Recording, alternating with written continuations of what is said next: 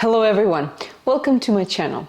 I've been running this channel for a year now and I receive a lot of questions from you guys, from my audience. Thank you very much. I actually received more questions than I even expected when I just started.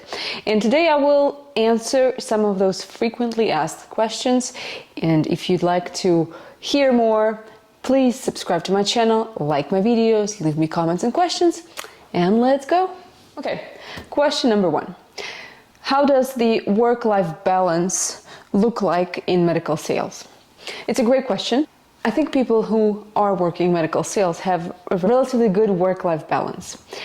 I'd say the days are on average anywhere between 7-8 hours of work, and weekends are usually off. For example, I mentioned that before, sometimes I work 15-16 hours a day if it is required, because sometimes you are in a surgical suite or you need to address certain things, or you are spending maybe 3-4 hours just on travel on top of, let's say, 10-hour day. That happens. But yet I still think on average, medical sales, it's the job that allows you to have a pretty well-balanced work and life type of situation.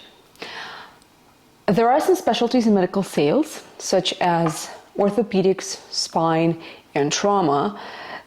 Those specialties all require some on-call scheduling and on-call presence for medical sales representatives.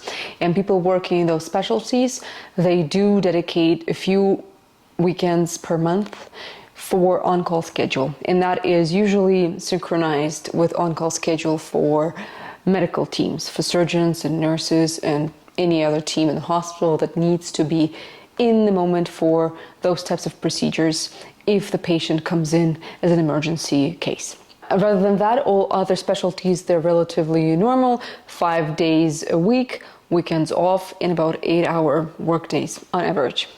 The second question is, how do I deal with bad days?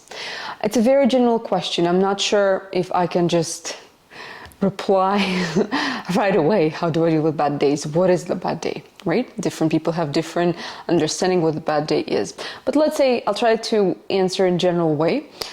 If I call a bad day the day when I didn't meet people I wanted to meet, or the procedure I wanted to be in was canceled or didn't go as well as planned, regardless of what happened, I deal with my bad days in such way that I try to refocus on something else, and I try to replace whichever was not working with something that would show that I actually put the work in, or I was productive enough.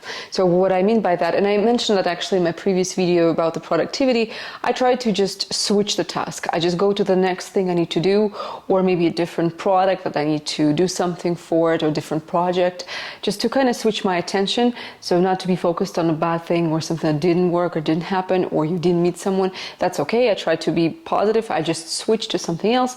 I write down my plan, immediate plan for something else, which makes me feel that I am productive and I have something to do, and I have a plan to recover. That makes me feel better, and usually that allows me to stay positive, and I just move on and don't think I have bad days that way. Another question is, do you use any CRM software? Yes. So CRM software, for people who do not know, CRM stands for Customer Relationship Management. CRM software is a very popular in medical device companies. I think they're popular across the board in different industries. I just know that some of them are being used more often. Something like Salesforce is a very famous CRM software. Salesforce is being used a lot in medical sales. Also systems like Zoho and Freshworks. I think those are the three that I worked with.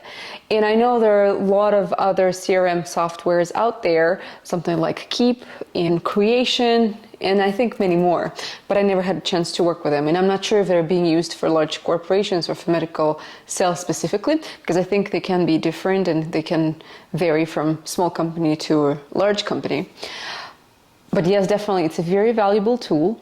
This tool allows to keep track of all the customers, all the opportunities you're working on, and the timeline, key stakeholders, people that you need to contact, people you've contacted with, and obviously the opportunity itself, the description of it, and how far along you are from reaching your goal. I like working with CRMs, and many companies do require using them. Okay, one more question here. How to improve cold calling? Cold calling. I don't think I really deal with cold calling, to be honest.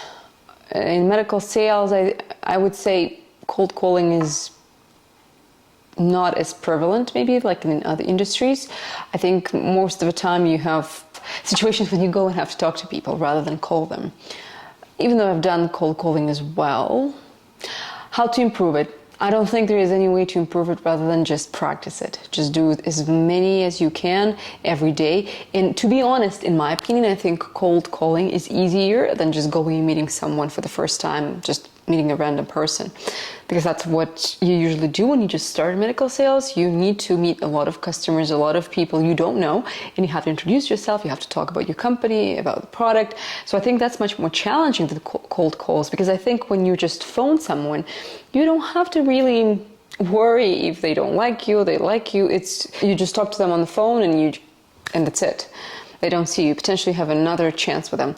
While with face-to-face interaction, if it's for the first time and if it's a stranger and a new person, you need to talk to them. I think you need to be much more prepared and you need to make the first impression. And I think, again, all you can do is just to practice and nothing else really. You need to make sure you prepare to say, you need to send a very short, precise message to them saying who you are, what company you work for, which products you deal with, just to have that first positive impression, because I don't think you have many chances afterwards to do so.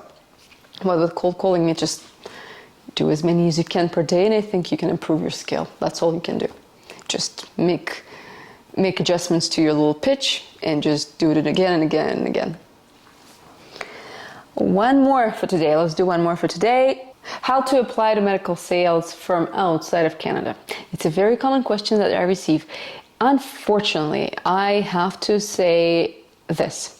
If you are not a Canadian citizen, or if you don't have the permanent residency, or if you don't have the work permit, it would be very hard to apply to medical sales job or medical sales position in Canada. The reason why companies, they do want candidates to be local. They want candidates to know about Canadian healthcare.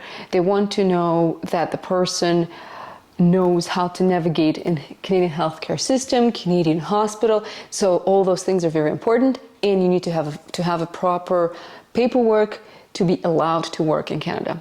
Unfortunately, this is not the specialty, it's not the profession that you can apply for from outside of Canada. I don't know any real cases of that happening.